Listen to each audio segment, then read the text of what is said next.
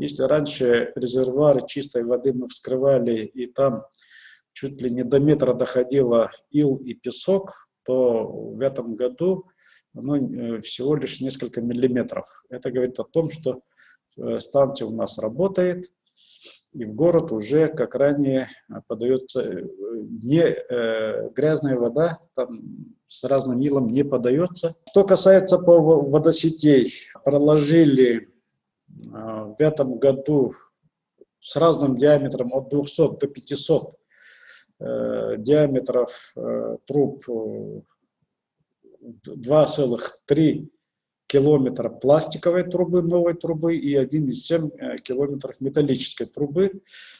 Работы выполнены на 80%. Ну, эти работы выполняются круглогодично.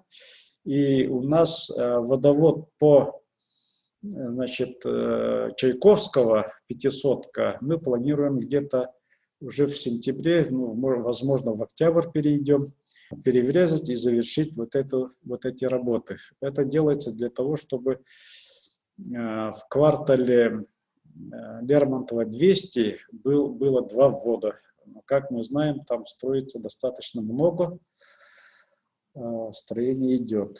Заменили 17 единиц запорной арматуры. Далее идет у нас уже канализование. Значит, здесь мы промыли тоже 100%, даже перевыполнили. С учетом тех замечаний, тех заявок, которые поступали в течение прошлой зимы, мы добавили к плану дополнительные сети, чтобы промыть более качественно. И вместо 20 КНС, канализационных насосных станций, очистили, промыли, подготовили, значит, произвели ремонт, в том числе 24 канализационных насосных станций. Заменили также задвижку диаметром 800 в главной насосной станции номер 2 города. Это вот когда была полная остановка города. В разных районах города заменили, значит, 570 метров самотечной канализации и более 1,5 километров напорной канализации. В этом году построили 4 КНСки, уже ввели, и осталось еще 1 КНСку ввести. Что мы планируем до 1 ноября, это КНС по улице Ксенофонта Уткина, где музей «Россия. Моя история». Также осталось нам заменить 360 метров самотечной канализации и 820 метров напорной канализации, вот как раз от КНС Уткина. Значит, ну, конкурсы все проведены, работы ведутся, они уже подходят к завершению. Далее идет у нас уже станция биологической очистки стоков. Значит, мы там также произвели зачистку и ревизию первичных и вторичных отстойников, решеток, биореакторов, тоже мы полностью прочистили емкостя, насосное оборудование, установили дополнительные датчики, чтобы мерить температуру стоков. Далее, как я уже говорил, мы там установили новый прибор учета в диаметре 1200 метров, чтобы мы более точно могли знать, сколько стоков идет из города Якутска.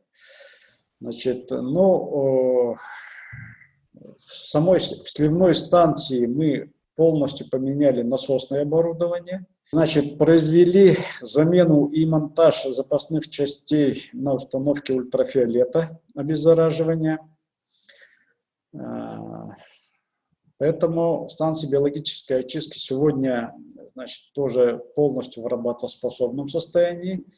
Значит, провели проектные работы по замене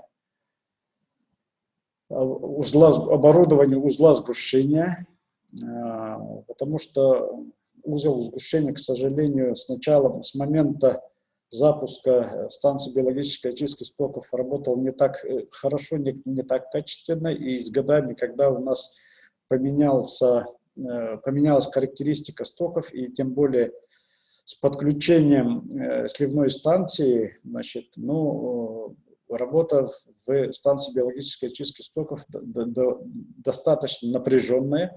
Об этом знает и Минприроды, и природоохранная прокуратура, и Министерство ЖКХ, и правительство.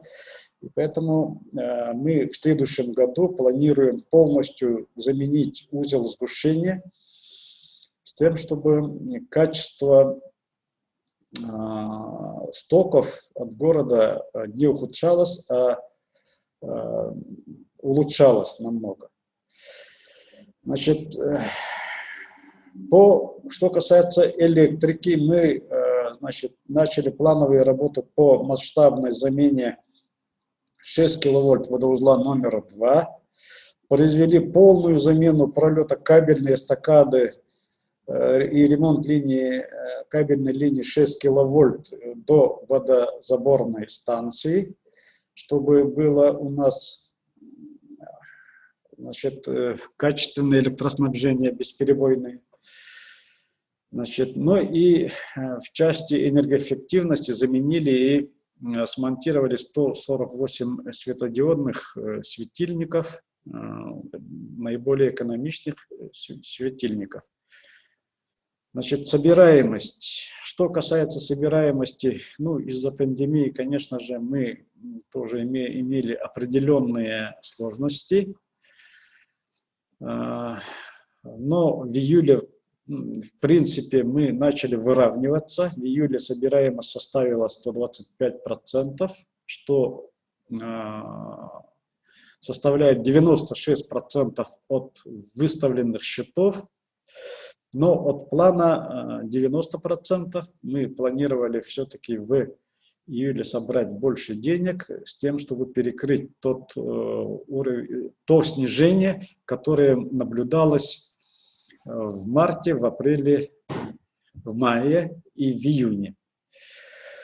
Значит, по состоянию августа, значит, ну, мы август планируем, что соберем 119 миллионов. Ну, наверное, уже на этой неделе, в следующей неделе уже будет более точная цифра. Значит, но в целом по году у нас ожидается где-то 95 миллионов недосбора. Ну, увеличение недосбора, нежели чем к прошлому году. Ну, мы тут связываем, что это связано с пандемией. Но работу мы с дебиторами не прекращаем, а усиливаем. Значит, ну, в течение этого лета у нас начали работать еще проекты вне города. Это реконструкция канализационной очистной станции в городском округе Жатай. Там проведены торги. Отобран подрядчик, это Сахастрой-2002, строительная компания.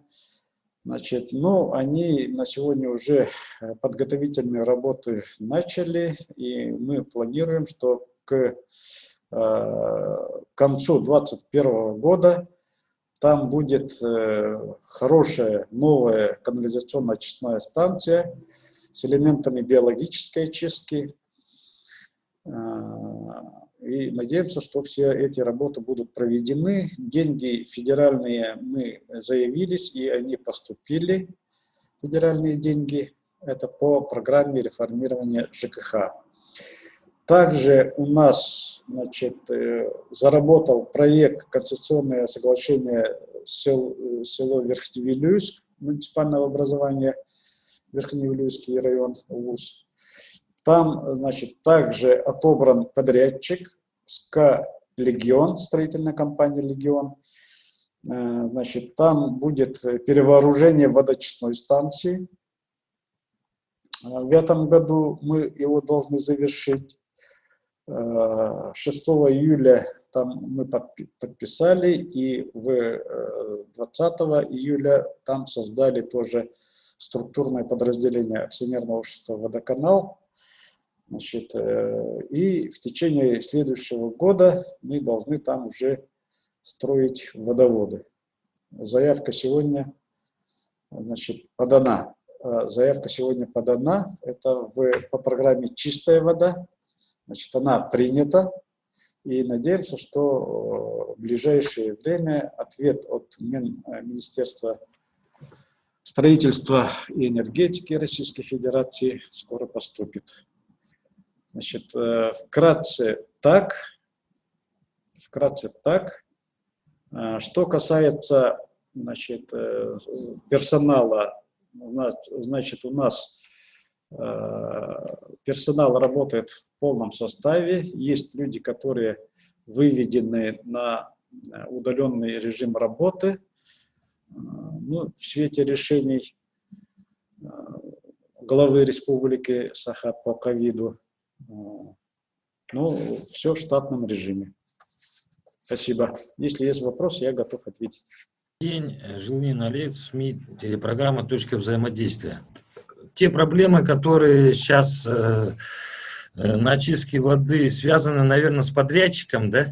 Вот вы тогда же делали там, просто требовали, так сказать, от московского подрядчика переделать водоузлы, правильно я думаю?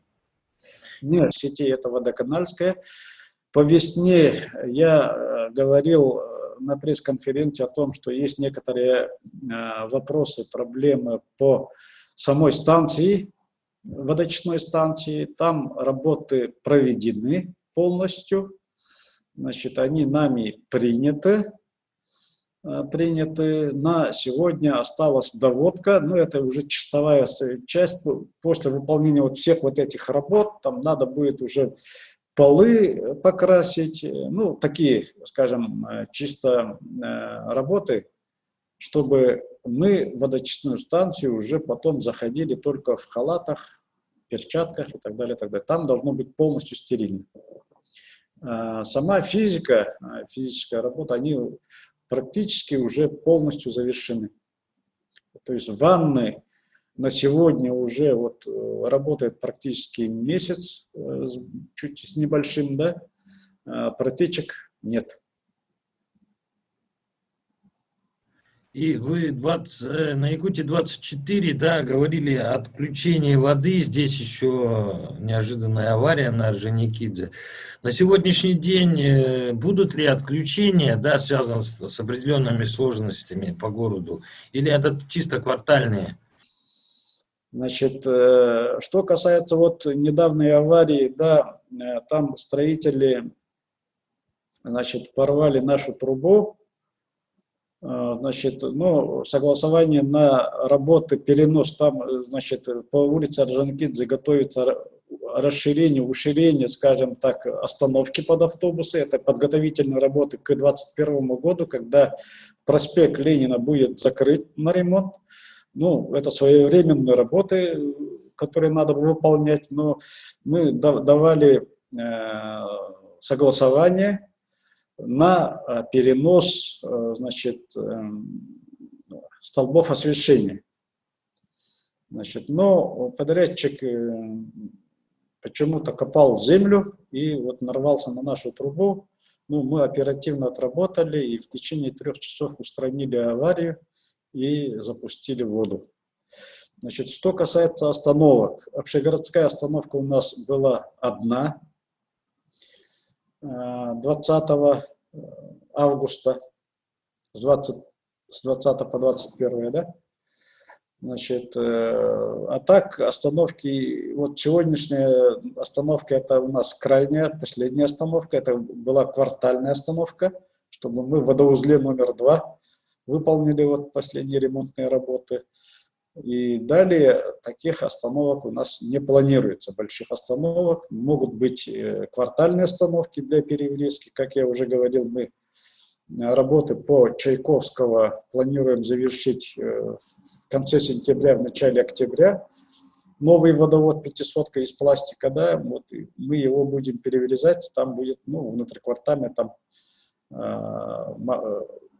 локальная остановка. Могли бы объяснить взаимоотношения с Якутскэнерго? Дело в том, что, например, если брать мой дом, да, он пришел на прямые платежи, и, грубо говоря, сейчас Якутскэнерго ходит, и водосчетчики пломбируют, так скажем, и по ним, видимо, оплата. Там, где дома перешли на прямые платежи, прямые договора, конечно же, все это делается правильно, пломбируют, счетчики. Водоканал и ранее пломбировал, когда и при управляющих компаниях пломбировал, да, и, скорее всего, горячую воду в то время, наверное, пломбу поставила управляющая компания, а не Якутскэнерго. Поэтому Якутскэнерго, конечно же, своей пломбой подтверждает. И если там стоит наша пломба, а в колодной воде, скорее всего, наша пломба и стоит, то есть, соответственно, она просто, управляющая компания нам передала список и показания счетчика. Теперь мы напрямую Якутскэнерго платим, а они же уже вам, да? Нет, и холодную воду тоже, уже холодную воду платите водоканалу напрямую, горячую воду напрямую Якутскэнерго. Поставщику услуг. И Сумченко, Тайга-Пост. Меня слышно, да? Слышно, да? Ага. Анатолий Андреевич, вопрос по песчаной косе, которая намывается каждый год вокруг в районе водозабора. Вы говорили, там нужно какие-то масштабные работы с капитальными вложениями проводить, чтобы этого не происходило. На какой стадии? Решается ли этот вопрос? И вообще, в принципе, вот эта коса, она на качестве воды, мы, потребители, это чувствуем, ее влияние? Ну и третий вопрос. Вы сказали, что изменились качество биологических стоков из Якутска. Чем это вызвано? Что рацион питания изменился? Что касается первого вопроса, да, в стратегическом направлении работа по постоянному водотоку на нашу водозаборную станцию, работа ведется. Сегодня специалисты прорабатывают несколько вариантов. Буквально на прошлой неделе было совещание, в котором мы просматривали несколько вариантов. После того, как будет качественно подготовлено техническое задание, значит, мы будем, во-первых, выявлять источник, определять источник. После определения источника, конечно же, объявим конкурс уже на исполнение проектной документации. После этого приступим к уже самим работам. Ну, я думаю, это в стратегии. Как минимум, наверное, 2 года это продлится. То есть в течение 2 лет нам надо выполнять те работы, которые мы выполняли ежегодно. Это расширение коридора в песчаной косе.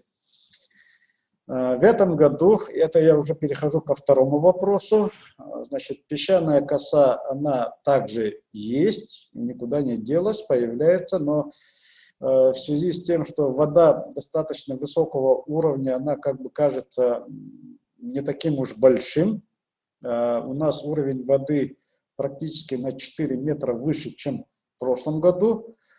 Но это ни о чем не говорит, потому что в течение зимы вода все равно упадет до минимума. Соответственно, нам надо вот этот коридор прокопать. Сегодня работа у нас ведется. Значит, ведется подсчет тех объемов, которые необходимо нам выкопать, чтобы вот этого коридора хватило до весны, до начала паводка.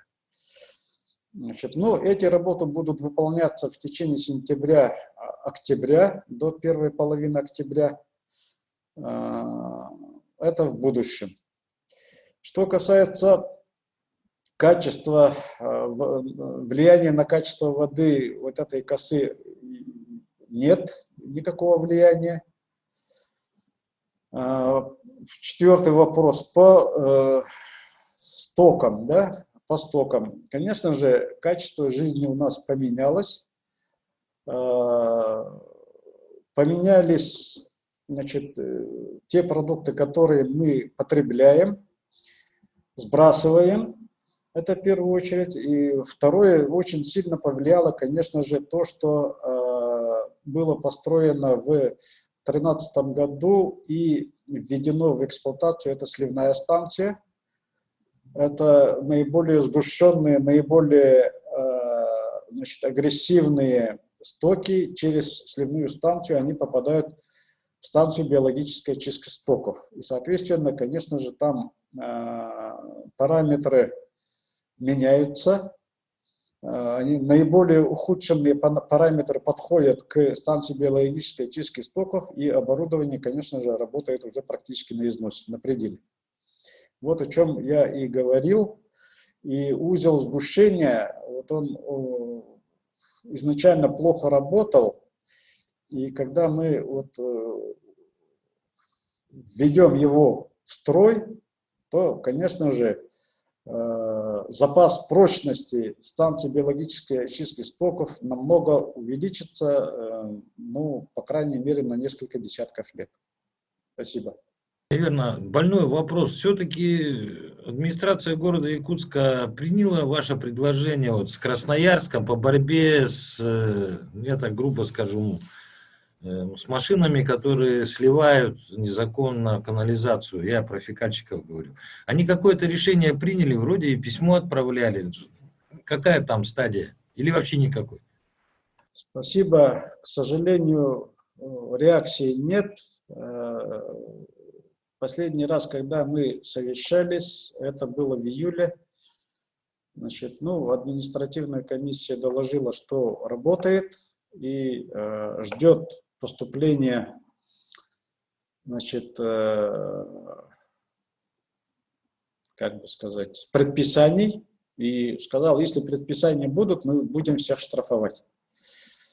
Значит, ну, так, наверное, тоже можно работать, ждать, сидеть, пока будут там акты и так далее. Но, к сожалению, дальше никакой работы нет. Значит, что касается красноярского опыта, у нас запросил ЯТКОП, Якутский территориальный комитет охраны природы, изучает. Минохраны, ну это структура Министерства охраны природы. Но пока дальше никаких телодвижений нет, но мы не унываем, мы будем и дальше работать. Значит, мы недавно показывали то, что наши работники, наши инспектора водоканала очень хорошо работают, начали работать. Значит, география слива поменялась у фекальщиков, они начали уже сливать в лотки водоотведения, да, что очень плохо, ну, недопустимо. Ну и есть территории, значит, вблизи лесного фонда и так далее, да, где они уже начали сливать. Нам тур не организуете, а? Прессе, показать все это дело, а?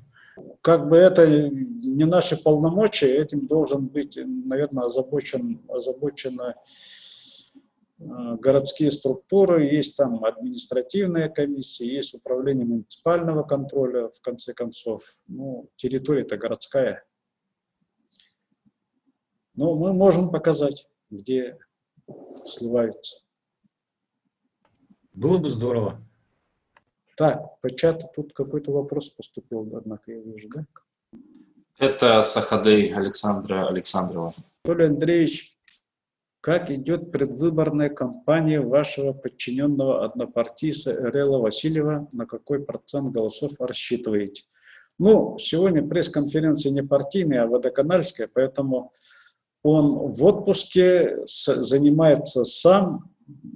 У меня времени нету, чтобы ему помочь. Я как бы подписался, что буду, ну, дал согласие стать доверенным лицом, но оказывается, по закону действующий депутат не может быть доверенным лицом. На этом так сказать, моя помощь завершилась. Но на какой процент голосов рассчитываете? Ну, конечно, только на победу. А как иначе? Спасибо. Как дела, Анатолий Андреевич, обстоят с нашими застройщиками?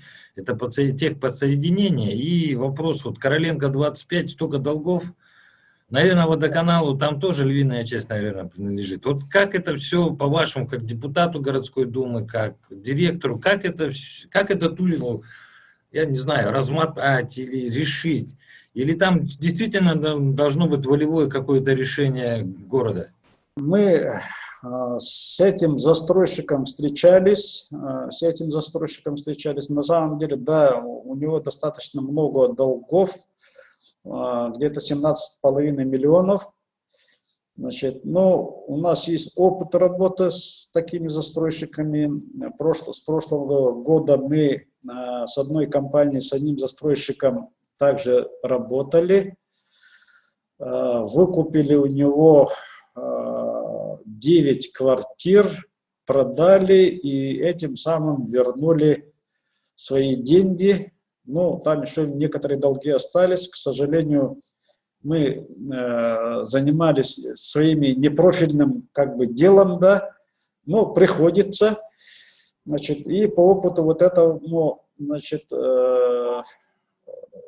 вот Короленко 25, так, они нам предложили также 3 квартиры на предмет того, что почему сами не продаете и деньги нам не перечисляете. Они сказали, что у них все счета закрыты. Поэтому, я так чувствую, нам придется этим заниматься, чтобы деньги эти не пропали. Ну, на этом мы договорились. Сейчас изучаем возможности оформления вот этих квартир, ну и тут же сразу продажи, чтобы мы могли вернуть эти деньги.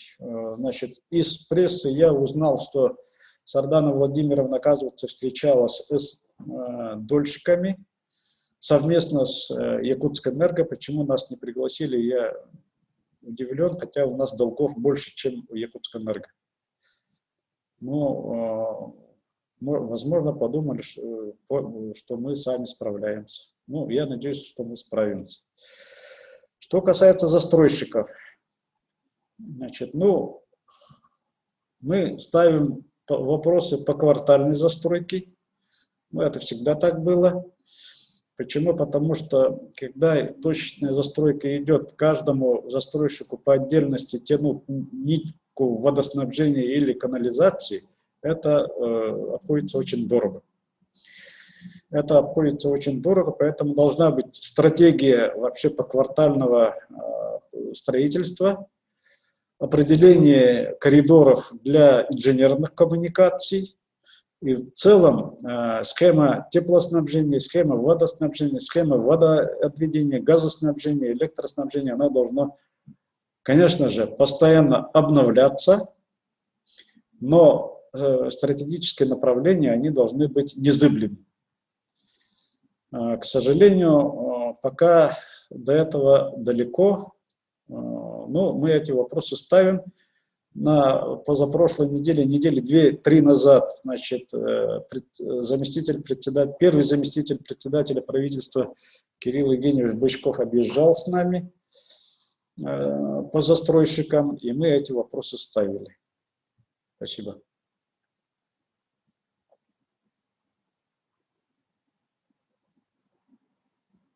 Ну, в дополнение скажу, вот, не очень такой, ну, такой наглядный пример, когда мы в квартале Залога застройщику предлагали подключиться к канализационным сетям другого застройщика.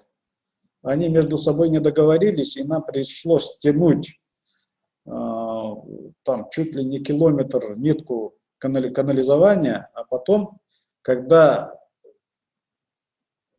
тот первый застройщик нам передал свои сети, вновь построенные сети оказались никому уже не нужны. Вот до чего доводит вот это неразбериха. Поэтому тут, конечно же, муниципальное образование, как город, как власть, должна очень четко урегулировать взаимоотношения в первую очередь между застройщиками, ну и ресурсоснабжающими организациями, чтобы не было вот такого. Андреевич, вы сказали, что вот по Короленко 25 3 квартиры заберете, видимо, там 9 квартир еще у застройщика брали. А часто приходится бартером получать за услуги водоканала? Что мы в 90-е годы скатываемся? Ну, к сожалению, к этому приходится этим заниматься. Как я уже сказал, мы своей непрофильной деятельностью занимаемся, но в свете того, что обычно у таких горе-застройщиков счета бывают арестованными, ну, приходится вот заниматься таким образом. Но это у нас третий случай за последний год. Да, Только квартиры предлагают или там машины, не знаю, что там еще? Нет, нас машины не интересуют. Нас в первую очередь, конечно же, нам хотелось бы, чтобы деньгами было, чтобы у нас не было проблем и по времени продавать квартиру, пока оформишь, пока через совет директоров, пока согласование, это практически полгода проходит. То есть в течение полугода мы теряем, ну, не только ждем деньги, но и, соответственно, процент. Короленко 25 еще кто купит-то? Сейчас у него такой шлейф у этого дома. Ну, надеемся, что все-таки этот центр, ну, строители наши ездили, смотрели, вроде качество, ну, нормальное, ну, надеемся, что купят. А другого варианта у нас нет, у него ничего нету, кроме этого. Меня просят спросить про водоводы в пригородах. Вот водоканал сейчас водоводами занимается. Ну, я не знаю, как это, честно, не владею ситуацией, что имелось в виду. Наверное, какие-то, ну, воду подводить в пригородах. Я так понял этот вопрос одного из моих подписчиков. Не подскажете, вот в этой деятельности сейчас водоканал занимается? Водоканал, надо понимать, что водоканал – это эксплуатирующая организация, это не орган местной власти, который формирует политику водоснабжения, теплоснабжения, ну, в целом развития инженерных коммуникаций города. Это прерогатива функции местной власти, в данном случае городского округа город Якутск. Соответственно, они должны вкладываться в какие-то муниципальные программы, возможно, там совместные программы с правительством Республики Саха-Якутия, закладываться деньги, формироваться финансовый отдел, ну и потом уже определяться подрядчик, кто будет строить, ну и передача эксплуатирующей организации. Значит, ну, как-то так. Пока город, ну, как бы к вам ничего не передавал и ничего не построил, я правильно понял? К сожалению, я тут уже отвечу как депутат, наверное, да. Муниципальные программы все свертывается, и из-за отсутствия средств, как бы, поэтому тут пока просвета не видно. Последний вопрос, да. Здесь опять повышение тарифов ожидается вот в ноябре, ну, до конца года у водоканала или нет? В целом идем на то, чтобы максимально удерживать тарифы, хотя у нас достаточно много затрат, в том числе амортизация, не включена в тариф. Вот буквально недавно мы провели конкурс на рефинансирование наших проектов, и мы высвободили республиканский бюджет за счет снижения ставки рефинансирования, высвободили на 365 миллионов рублей и государственную гарантию около 1 100 миллионов рублей, 1 100 миллионов рублей. Ну, надеемся, что из этих денег что-то все-таки перепадет обратно предприятию, чтобы мы могли те мероприятия, которые не попали в, значит, в тариф, в том числе те же самые дноуглубительные работы, выполнит за счет вот этого источника. Соответственно, если таковое будет, то, конечно же, большого или в целом вообще удорожания тарифа вряд ли будет. Хотя мы все знаем, что заработная плата потихонечку увеличивается в соответствии с, значит, инфляцией, да, ну, конечно, и зарплата водоканальцев, наверное, чуть должна увеличиться. Ну, в целом это мы посмотрим. Но в этом году у нас тариф практически не увеличился по отношению к всем остальным коммунальщикам. Да. У нас по воде увеличилось на 0,94%.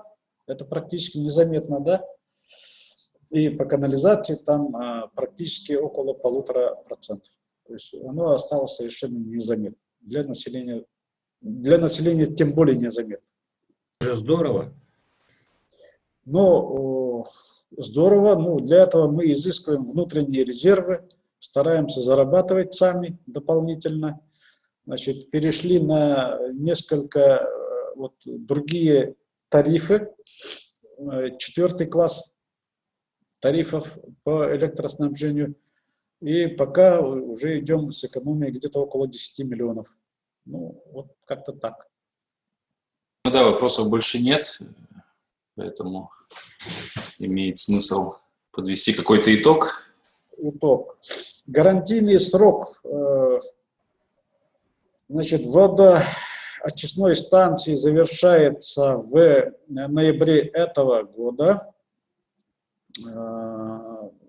Тогда мы полностью рассчитаемся. У нас пока 112 миллионов мы держим и не оплачиваем компании Тахал. Это первое. Второе. Мы с этого года, уже в этом году конкурсы прошли, проведены. Начали работы по канализационному коллектору номер 3. Зимой уже будут начаты, ну, большие работы начаты. Сегодня мы уже материалы потихонечку завозим, да. Значит, также начинаются работы по водоузлу номер 5 в Залаге. Это для того, чтобы обеспечить устойчивым водоснабжением район Залага, ДСК, Воинской, ну, то есть южной части города Якутска. И в связи с вводом, в случае ввода, мы планируем через 2 года уже первый этап ввести канализационного коллектора номер 2. Тогда у нас упадет напряженность по коллектору номер 1 и номер 2, которые построены в 70-х и в 90-х годах. Что касается коллектора номер 2, аварийного коллектора, который у нас постоянно вылезал наружу, мы в прошлом году его очистили, и за зиму у нас не было выбросов. В этом году уровень песка в районе, ну, накопилось в течение года в районе 20 сантиметров в трубе. Мы где-то вот в середине сентября, в течение месяца, тоже планируем где-то 400 метров промыть уже собственными силами, потому что мы купили спецтехнику. В прошлом году значит, к нам приезжали из Екатеринбурга подрядчики, аж оттуда перевозили свою технику. И таким образом мы до, значит, ввода в действие 3-го коллектора, значит, ну, обеспечим нормальное функционирование городской инфраструктуры в части водоснабжения и водоотведения. Ну, в такой ноте хочется завершить. Значит, ну, всем вам желаю здоровья, не болеть от пандемии и пить только чистую воду из-под крана, водоканальскую. Очень плановая, рутинная работа идет, интересующихся очень мало. Была бы какая-либо аварийная ситуация, тут, наверное, журналистов было бы штук 20 точно было бы. Значит, но в этом году я впервые получил благодарность через соцсети. Значит, один товарищ написал, что вот какая чистая вода идет, я поблагодарю за то, что своевременно, даже раньше срока, подали воду после общегородской остановки. И там второй человек написал, да, была бы проблема, тут бы было бы все очень горячо, а так тихо. Спасибо.